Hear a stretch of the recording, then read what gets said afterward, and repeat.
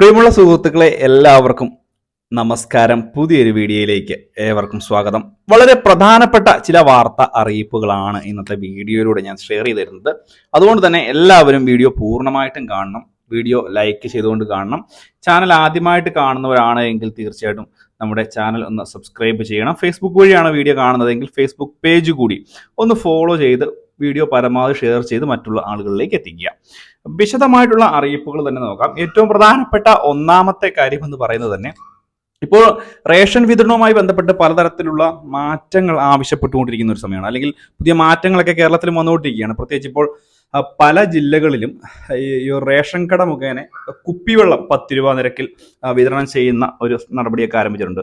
പക്ഷേ ഇതിൽ കൂടുതലായിട്ട് മറ്റു ചില നടപടികളും കൂടി ഉണ്ടായിരിക്കുകയാണ്. പ്രത്യേകിച്ച് നീല വെള്ള കാർഡ് ഉടമകൾക്ക് വേണ്ടിയാണ് കേരളത്തിൽ നിന്നും രാജ്യത്തു നിന്നുമൊക്കെ പുതിയ ആവശ്യങ്ങൾ ഉയർന്നു വരുന്നത്. കേരളത്തിലെയും രാജ്യത്തെയുമുള്ള നീല വെള്ള റേഷൻ കാർഡ് ഉടമകൾക്ക് സബ്സിഡി സാധനങ്ങൾ, അതായത് മഞ്ഞ പിങ്ക് റേഷൻ കാർഡ് ഉടമകൾക്ക് ലഭിക്കുന്ന സാധനങ്ങൾ ഭക്ഷ്യസുരക്ഷാ ഭദ്രതയുടെ ഭാഗമായി ലഭ്യമാക്കണമെന്ന് പല കോണുകളിൽ നിന്നും ആവശ്യം ഉയർന്നു വന്നുകൊണ്ടിരിക്കുകയാണ്. പ്രത്യേകിച്ച് ശ്രദ്ധിക്കേണ്ട കാര്യം തന്നെയാണ്, പലയിടങ്ങളിലും നമുക്കറിയാം ഈ ഒരു നീല വെള്ള റേഷൻ കാർഡ് കൈവശം വെച്ചിരിക്കുന്ന ആളുകൾ ഈ ഒരു മഞ്ഞ കാർഡിന് പോലും അല്ലെങ്കിൽ പിങ്ക് കാർഡിന് അർഹതയുള്ള ആളുകളാണ്. പക്ഷെ പല മാനദണ്ഡങ്ങൾ കൊണ്ടും ഇവർക്ക് ഇത് ലഭ്യമാകുന്നില്ല എന്നുള്ളത് ഒരു വാസ്തവമാണ്. ഇതിന്റെ ഒരു പശ്ചാത്തലത്തിലാണ് ഇപ്പോൾ പുതിയ നടപടി ഇപ്പോൾ ആവശ്യപ്പെട്ടിരിക്കുന്നത്. എന്തുതന്നെയായാലും വളരെ ആശ്വാസം നൽകുന്ന ഒരു നടപടി തന്നെയാണ് ഇത്. നടപ്പിൽ വരികയാണ് എന്നുണ്ടെങ്കിൽ കേരളത്തിലെ വളരെ വലിയ ഒരു വിഭാഗം ജനങ്ങൾക്ക് ഇത് വളരെ വലിയ ആശ്വാസം ലഭിക്കുക തന്നെ ചെയ്യും. മറ്റൊരു കാര്യമെന്ന് പറയുന്നത് നമുക്ക് പ്രത്യേകമായിട്ട് ശ്രദ്ധിക്കേണ്ട ചില കാര്യങ്ങളുണ്ട്. പെൻഷന്റെ വിതരണമൊക്കെ നടത്തി ക്ഷേമ പെൻഷൻ തുക വിതരണം ചെയ്തിട്ടുണ്ട്. ഇപ്പോൾ 1 മാസത്തെ പെൻഷൻ തുക ലഭിക്കുകയും ചെയ്തു.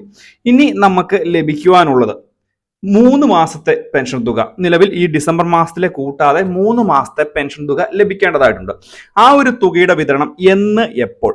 ഇത് വളരെയധികം ആളുകൾ സംശയമായിട്ട് ചോദിച്ചുകൊണ്ടിരിക്കുന്ന ഒരു കാര്യമാണ്. പ്രത്യേകിച്ച് ഒരു കാര്യം മനസ്സിലാക്കുക, ഈ ഒരു പെൻഷൻ തുക ഇനി കുടിശ്ശിക ഇനത്തിൽ കിടക്കുന്നത് അടുത്ത സമയത്തെങ്ങും ലഭിക്കുവാനുള്ള സാധ്യതകൾ വളരെ കുറവാണ്. പ്രത്യേകിച്ച് സാധാരണ രീതിയിൽ ഉത്സവ സീസൺ, അതായത് ക്രിസ്മസ്, ഓണം അതുപോലെയുള്ള സമയത്ത് കുടിശ്ശിക ഇനത്തിലുള്ള തുക പൂർണ്ണമായിട്ടും സംസ്ഥാന സർക്കാർ നൽകുന്നതാണ്. പ്രത്യേകിച്ച് 2 മാസത്തെങ്കിലും കുറഞ്ഞത് നൽകുന്ന ഒരു നടപടി ഉണ്ടായിരുന്നു. പക്ഷെ ഇത്തവണ അത് ഉണ്ടായിട്ടില്ല. അതുകൊണ്ട് തന്നെ ഈ കുടിശ്ശിക കിടക്കുന്ന തുക അതേപടി തന്നെ മുന്നോട്ട് പോകാനാണ് സാധ്യത. ലോക്സഭാ ഇലക്ഷൻ വന്നാൽ പോലും പെൻഷൻ തുക നിലവിലത്തെ സാഹചര്യത്തിൽ, മുൻപ് തുക വർദ്ധിപ്പിക്കാനുള്ള സാഹചര്യം അന്വേഷിച്ചിരുന്നു. തുക വർദ്ധിപ്പിക്കത്തില്ലെന്ന് മാത്രമല്ല, തുക ഒരുപക്ഷെ ഈ ഒരു വിതരണം ചെയ്യുന്ന തുക പോലും കറക്റ്റായിട്ട് നിങ്ങളുടെ കൈകളിലേക്ക് എത്തത്തില്ലാത്ത സാഹചര്യം ഉണ്ടാവും. സംസ്ഥാനങ്ങൾ കേന്ദ്ര സർക്കാരിനെ കുറ്റം പറയുന്നു, കേന്ദ്രം സംസ്ഥാനങ്ങളെ കുറ്റം പറയുന്നു. ആ ഒരു രീതിയിൽ ജനങ്ങളെ പരമാവധി ബുദ്ധിമുട്ടിച്ചുകൊണ്ട് ഈ ഒരു നടപടി മുന്നോട്ട് പോകുമെന്ന് മാത്രമേ നമുക്ക് ഇതുമായി ബന്ധപ്പെട്ട് പറയാനുള്ളൂ. കൂടാതെ കിസാൻ സമ്മാൻ നിധിയുമായി ബന്ധപ്പെട്ട് തുക മുടങ്ങിക്കിടക്കുന്ന ആളുകൾക്കൊക്കെ പുതിയ നടപടി ഉണ്ടാവുകയാണ്. ഇതുമായി ബന്ധപ്പെട്ട് കൃഷി ഓഫീസുകളിൽ പുതിയ ഓഫീസർമാരെ നിയോഗിക്കുകയും ഈ ഒരു മുടങ്ങിക്കിടക്കുന്ന തുക വിതരണം ചെയ്യുവാനും അല്ലെ അവർക്ക് പുനഃസ്ഥാപിച്ച് കിട്ടാനുള്ള നടപടിക്രമങ്ങൾ പൂർത്തീകരിക്കുവാനും വേണ്ടി പുതിയ നടപടികളൊക്കെ ആരംഭിച്ചിട്ടുണ്ട്.